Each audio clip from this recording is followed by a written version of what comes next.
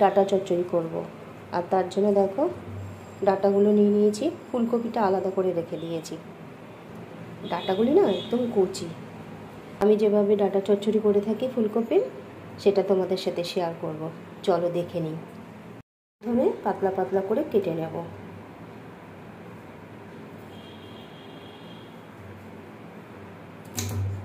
মাঝখান দিয়ে কেটে নিলাম, পাতলা করে কেটে নেব। কচি ডাটা গলে যাবে, সেদ্ধ করার দরকার নেই।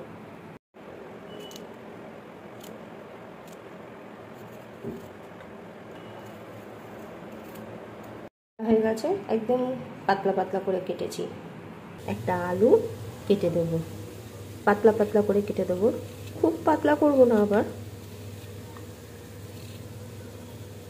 এই যে এইভাবে কেটে দিয়ে দেবো, আলু ভাজার মতো কেটে। একটু মোটা মোটা থাকবে।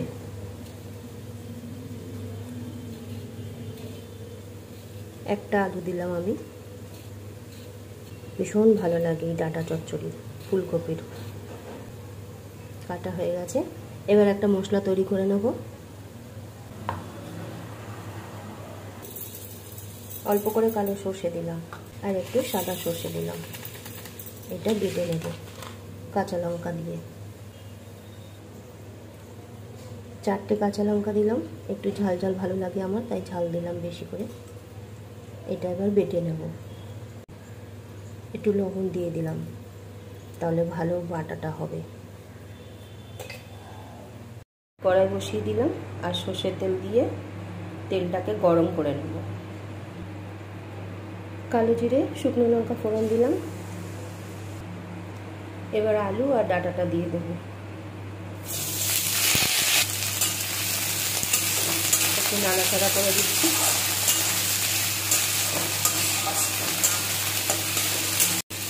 ডাটার মধ্যে একটু পাতা থাকলে বেশ ভালো লাগে খেতে। সর্ষেটা লবণ দিয়ে বেঁধেছি, তাই অল্প করে লবণ দিলাম। হলুদ দিয়ে দিলাম।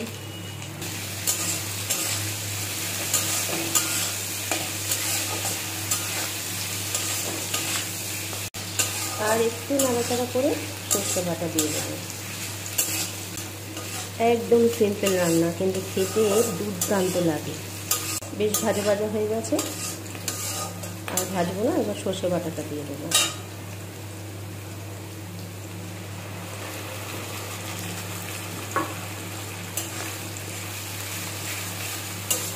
সর্ষে বাটাটা দিয়ে একটু কষিয়ে নেব বেশ কিছুক্ষণ।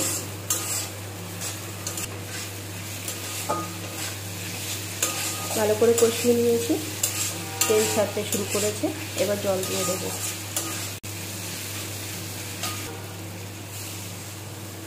ডাটাটা যাতে সেদ্ধ হয়ে যায় সেই অনুযায়ী জল দেব, কারণ ডাটাটা তো আগে সেদ্ধ করে নিই, এই জলেই সেদ্ধ হবে। ব্যাস, আর দিলাম না। বড় কাপে 1 কাপ দিলাম, বাটি করে মেপে দিয়েছি। এবার এটা ঢাকনা দিয়ে ঢেকে রান্না করে নেব 7 থেকে 8 মিনিট মতো। ঝোলটা অনেকটাই শুকিয়ে গেছে, আর একটু শুকিয়ে নেব। বেশ গামাখা করব, তারপরে নামাবো। মাছ করে রান্না করছিলাম ঢাকনা দিয়ে, এখন একটু বাড়িয়ে দিলাম। আলু ডাটা সেদ্ধ হয়ে গেছে। ব্যাস হয়ে গেছে, গ্যাস অফ করে দিলাম। এবার নামিয়ে দেব।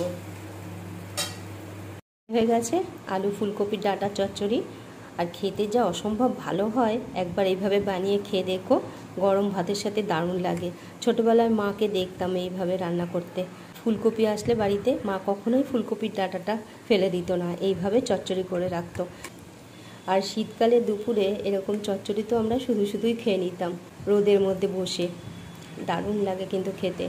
কেমন লাগলো তোমাদের এই রেসিপিটা আলু ফুলকপি ডাটা চচ্চড়ি? অবশ্যই কমেন্ট করে জানিও। যদি ভালো লেগে থাকে একটা লাইক করে ভিডিওটা শেয়ার করে দিও, আর আমার চ্যানেলটিকে সাবস্ক্রাইব করে দিও প্লিজ।